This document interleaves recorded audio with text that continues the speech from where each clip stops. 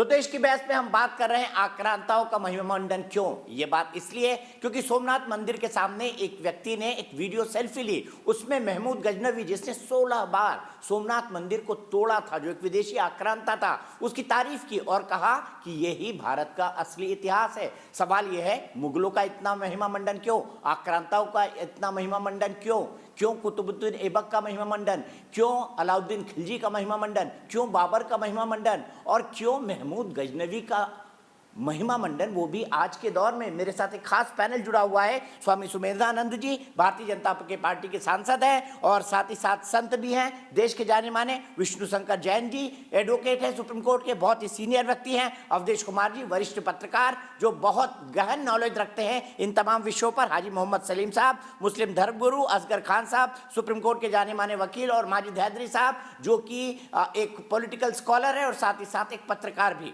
अभी अभी माजिद हैदरी ने कहा था कि माननी कहिए महमूद गजनवी को, सम्माननी कहिए, तो अवधेश जी इस तरह से उससे तो अजमल अमीर कसाब और ओसामा बिन लादेन को भी जनाब कहा जाना चाहिए। माजिद हैदरी को बता दीजिए कि इसके बाद उनको जनाब ही कहा जाएगा इस चैनल पे माजिद हैदरी की तरफ से। दीपक जी, ऐसा है कि एक तो माजिद हैदरी जो कुछ बोलते हैं उसका जवाब नहीं दिया जाना चाहिए, लेकिन ये बता रही है कि ओसामा बिन लादेन की सोच किस ढंग से इस देश में, आप इस देश बिन लादेन ने 1998 में इंटरनेशनल इस्लामिक फ्रंट बनाया था। अरे सुन लो, मैं आपके पास आऊंगा अवधेश जी के बाद, अवधेश जी की बात सुन ले, पहले सुन लो माजिद हैदरी। उसके बाद 1998 में ओसामा बिन लादेन ने इंटरनेशनल इस्लामिक फ्रंट बना करके और अपना घोषणा पत्र जारी किया था। उसका लगभग 60% पार्ट जिहाद है उसको पढ़िए, उसमें क्या लिखा हुआ है जो ये बोल रहे हैं। वो लिखता है कि हमारे मुल्क में दूसरे देशों ने आकर के इसको जो है अनहोली कर दिया है, अपवित्र कर दिया है, इनको बाहर करना है हमको, और उसका जो अनहोली किया है इस्लाम के साथ, जो इन्होंने अनजस्टिस किया है, उसका उपाय है कि इनको खत्म करके और इस्लाम का इस्लामीकरण करना। और वो पूरा नक्शा बताता है, उसमें बताता है कि हमारे जिहाद का मतलब ये है कि दुनिया से धीरे धीरे इस्लाम का साम्राज्य स्थापित हो, कहीं भी दूसरे मूर्ति पूजा, क्या क्या लिखता है, मूर्ति पूजा नहीं हो, कहीं इस प्रकार की शिक्षा नहीं हो, इस प्रकार के उद्योग धंधे नहीं हो, वो सारा जिहाद का वो मुल्क कहता है। फिर वो बताता है कि हमारे जिहाद के कौन कौन महानायक है, उसमें गजनी को भी लाता है, उसमें गजनवी को भी लाता है, मोहम्मद बिन का सबकी चर्चा है उसमें इंटरनेशनल इस्लामिक फ्रंट के उस घोषणा पत्र में। तो माजिद हैदरी ऐसा पढ़ते हैं तो जो कुछ बोल रहे हैं, अलकायदा में को अमेरिका ने या बाकी ने मार के खत्म कर दिया हो, लेकिन अलकायदा का जो ये विचारधारा है मजहब कट्टरपंथी की, दूसरे से घृणा की, दुनिया में खून और विध्वंस के आधार पर इस्लाम को फैलाने की, वो विचार माजिद हैदरी जैसे लोगों के जेहन में जिंदा है। और वही मेरा विचार है कि अब इसका उपाय क्या हो सकता है, देखना पड़ेगा। इस्लाम का ही था देश में ये विचार। अरे भैया माजिद हैदरी, मैं सुन लीजिए माजिद हैदरी जी, मेरा सवाल भी सुन लीजिए, अवधेश जी का जवाब हो गया, मेरा सवाल भी सुन लीजिए। मेरा बड़ा दो टूक और सीधा सवाल है, की मुखालिफत करते हैं। असगर भाई ने बोला वो जिहादी हैं, इसका और आपके लिए गजनवी माननी है, तो इसका मतलब आपके आदर्श ओसामा बिन लादेन है। जिहादी हूं, फिर भारत की मिट्टी से कोई लेना देना नहीं आपका। मैं यहाँ पे एक गांधीवादी की तरह बात करता हूँ, मुझे किसी गोडसे को मारने वाले से कोई यहाँ पे भाषण नहीं चाहिए, और हम जिहादी रहेंगे। एक बात असगर भाई, एक मिनट आपके पास आ रहा हूँ। यहाँ आरएसएस जैसी नफरत वाली विचारधारा नहीं थी, हिंदू मुसलमान में फसाद नहीं होते थे, मिल बांट के रहते थे, प्यार मोहब्बत से रहते थे। ये तो फिरंगियों ने आरएसएस प्यार मोहब्बत से देश में नहीं भैया, किस प्यार मोहब्बत से? किस लोगों ने, किन लोगों ने ट्रेन मार मार के भेजी थी पाकिस्तान से अमृतसर, बताइए ना। स्वतंत्रता संग्राम में किन लोगों ने, आजादी के बाद किन लोगों ने ट्रेनों में मार मार के लोगों को भर के भेजा था। माजिद हैदरी, इसकी भी बात कर लीजिए, थोड़ा इसकी भी बात कर लीजिए। कहाँ ट्रेन थी, क्या बात कर रहे हैं? मजहब के नाम पर आपने अपना हिस्सा तो ले लिया था ना। खिलजी के जमाने में कौन सी ट्रेन थी? आप कौन सा इतिहास बता रहे हैं देश को? मैं तो 1947 की बात कर रहा हूँ भाई, मैं तो 1947 की बात कर रहा हूँ। आप कह रहे हैं ना तब कोई दंगा फसाद नहीं था, आप कह रहे हैं ना आरएसएस के पहले कोई दंगा फसाद नहीं था, तो आप बताइए ना बंगाल में इतना बड़ा दंगा क्यों हुआ था, नोआखाली के दंगे क्यों हुए थे, तब कौन सी आरएसएस जिंदा थी, और तब कौन सी आरएसएस इतना बड़ी थी जो आपके लिए भूत बन जाए। अरे उस टाइम की वही बात तो करते हो। बात है, तब आज का आरएसएस हिसाब अंडर थी, कवर थी, वो अंडर सर, कवर आज का आरएसएस हिसाब जिन्होंने फसाद करवाया था देश में। असगर भाई आप हर किसी के बीच में बोलते हैं, मैं आपसे सवाल लेता हूं तब आप चुप हो जाते हैं। सिर्फ आपको सिर्फ ज्ञान नहीं है। सिर्फ साहिब माजिद हैदरी को ऑडियो जाएगा। नहीं, देखिए 1905 में लॉर्ड कर्जन ने किया पार्टीशन ऑफ बंगाल। वजह क्या थी कि एक आरएसएस की विचारधारा देश में ला रहे थे फिरंगी, उसी विचारधारा की वजह से प्रॉब्लम हुई। आप मुझे बताइए आरएसएस जैसी कट्टरपंथी विचारधारा इस देश में कब थी फिरंगियों से पहले? आप मुझे बताइए कब हिंदुस्तान के मुसलमान और हिंदू भाइयों में धार्मिक फसाद होता था, धार्मिक दंगे होते थे? कभी मुझे दिखा दीजिए मुसलमानों के शासन में कभी हुआ हो? कभी नहीं हुआ।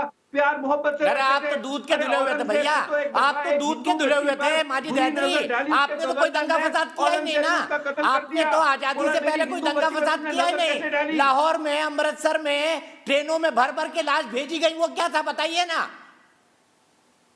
देखिए उसका भी जवाब दे दीजिए। इतिहास बताएंगे। मैं आपको कहानी बता रहा हूँ यूपी की राम जन्मभूमि की, जहां पे झूठा हिंदू बच्ची को इतिहास। छेड़ा था। हंसी आ रही है मुझे अब आपकी बात सुन के, हंसी आ रही है। मैं सीधे अपने एक दर्शक के पास चलूंगा, भारत हाणेकर मुंबई से मेरे साथ जुड़े हुए हैं। माजिद भाई आपको रुकना होगा, माजिद भाई आपको रुकना होगा। भारत हाणेकर मेरे एक दर्शक, क्या कहेंगे माजिद हैदरी की बात सुन के? क्या अब हमको जनाब कहना शुरू कर देना चाहिए ओसामा बिन लादेन को, क्योंकि महमूद गजनवी तो माननी है? मोहम्मद गजनवी है कौन? ये कौन सा इतिहास है जो हमें पढ़ाया जाता है? हम हिंदू राष्ट्र से रहते हैं, हम हिंदू तो हमें भी भाईचारा चाहिए, लेकिन ये मुसलमान अपनी ये करेंगे तो कैसा चलेगा? यहाँ पर तो भारत देश है, हिंदुस्तान है। कौन है गजनवी? कहाँ से आए? कहाँ कौन सा इन्होंने ये यहाँ पर कोई झंडा गाड़ा है जो इनकी तारीफ हम करते बैठेंगे? हमें तो हिंदुस्तान प्यारा है, हम सब भाईचारे से अफगानिस्तान रहना से चाहते हैं। आया भारत भाई और 16 बार सोमनाथ मंदिर को लूटा, जिसको कुछ लोग आज महिमा मंडित करने की कोशिश कर रहे हैं। सीधे स्वामी जी के पास चलता हूं। स्वामी सुमेधानंद जी, मुझे ये बताइए कि आरएसएस से इनको इतनी चिढ़ क्यों है? हर चीज का कारण आरएसएस है, अपने गिरेबा में नहीं झाकेंगे, हर चीज का कारण आरएसएस। दीपक जी मैं इनसे पूछना चाहता हूं, ये कहते हैं कि आरएसएस से पहले यहाँ पर दंगे नहीं होते थे। वीरबंदा बैरागी को उनके सैनिकों के साथ मौत के घाट उतारा, उसमें आरएसएस था। गुरु गोविंद सिंह के 4 बच्चों को बलिदान किया, उसमें आरएसएस था। शीशगंज गुरुद्वारा में शीश उतार लिया, उसमें आरएसएस था। स्वामी श्रद्धानंद को गोली मारी, उसमें आरएसएस था। मासे राजपाल जी को छुरा मारा, पंडित लेखराम को छुरा मारा, स्वामी श्रद्धानंद जी के बारे में बता दीजिए ना। उनका सारा का सारा इतिहास ही रक्त रंजित इतिहास है, और वो रक्त इनके मुंह में लगा हुआ है। इसलिए मैं पूछना चाहता हूं कि क्या आजादी के बाद मुगलों के दौर में नहीं मारा गया, अंग्रेजों के दौर में मारा गया, को लूटा गया, बहन-बेटियों की इज्जत लूटी गई, उनको कत्लेआम किया गया, उसमें आरएसएस का था। अंग्रेजों के दौर किस बहन बेटी की इज्जत लूटी है? इसलिए मैं कहना चाहता मुझे हूं, आप एक बात बता दीजिए हाजी साहब, स्वामी श्रद्धानंद छोड़ दीजिए। स्वामी श्रद्धानंद को मारने वाला आदमी हिंदुस्तान का पहला आतंकवादी था। स्वामी श्रद्धानंद को मारने वाला इंसान हिंदुस्तान का पहला आतंकवादी था। और दूसरी बात मैं आपको ये बता दूं, आप जितनी भी बैटिंग कर लें, आपके अंदर की धार्मिक कट्टरपंथा साफ दिखती है। सुन लिया ना माजिद हैदरी आरएसएस के बारे में फैक्ट। विष्णु जैन से सवाल लूंगा। विष्णु भाई मुझे ये बताइए, इनका एक ही दुश्मन क्यों है आरएसएस? क्यों आज? सिर्फ इसलिए क्योंकि आज खड़े होकर बहुसंख्यक समाज या हिंदू समाज या सनातन धर्म खड़े होकर बोलने लगा है, कोर्ट के सामने फैक्ट्स रखने लगा है, सबूत रखने लगा है, तथ्य दिखाने लगा है, पुराने डॉक्यूमेंट्स लाके रखने लगा है, तो इनको बिलबिलाहट हो रही है। अरे ठीक है, आप पुराने डॉक्यूमेंट्स देखिए, पहली बात तो मैं माजिद हैदरी को बता दूं कि आरएसएस के बारे में बोलने से पहले उसके बारे में पढ़ लें। आरएसएस का जन्म 1925 में हुआ था, 1905 में नहीं हुआ था, तो अपने फैक्ट्स करेक्ट कर लें। और दूसरी बात, आरएसएस जो चलता है वो इस कॉन्सेप्ट पे चलता है, संघीय शक्ति कलयुगे। हम लोग एक ऐसी यूनिट बना के चल रहे हैं जिसमें सारे हिंदू एक साथ आए और एक बौद्धिक लेवल का हिंदू तैयार हो जो अपनी विचारधारा को एक बौद्धिक लेवल पर देश के सामने रख सके। ये काम संघ कर रहा है। तो संघ को यहाँ पे बैठ के अगर ये गाली देंगे और अपशब्द कहेंगे तो मैं और जो बाकी पैनलिस्ट हैं वो बिल्कुल भी बर्दाश्त नहीं करेंगे। संघ हमारी मातृ संगठन है। संघ वो संगठन है जिसने हिंदुओं को खड़ा किया, हिंदुओं को एकजुट किया और इस देश में हिंदुओं के अंदर देशभक्ति की भावना बढ़ी। दूसरी बात मैं और कहना चाहता हूँ दीपक जी, भूल गए आप? माजिद हैजरी साहब जो अरे यहाँ पे तो बातें तुम्हारी कर रहे मानसिकता हैं कोई ये अच्छी इसलिए थोड़ी है बातें भाई। कर पा ठीक रहे है, हैं। मैं यहीं पर रुकूंगा, बहस को यहीं पर रुकूंगा।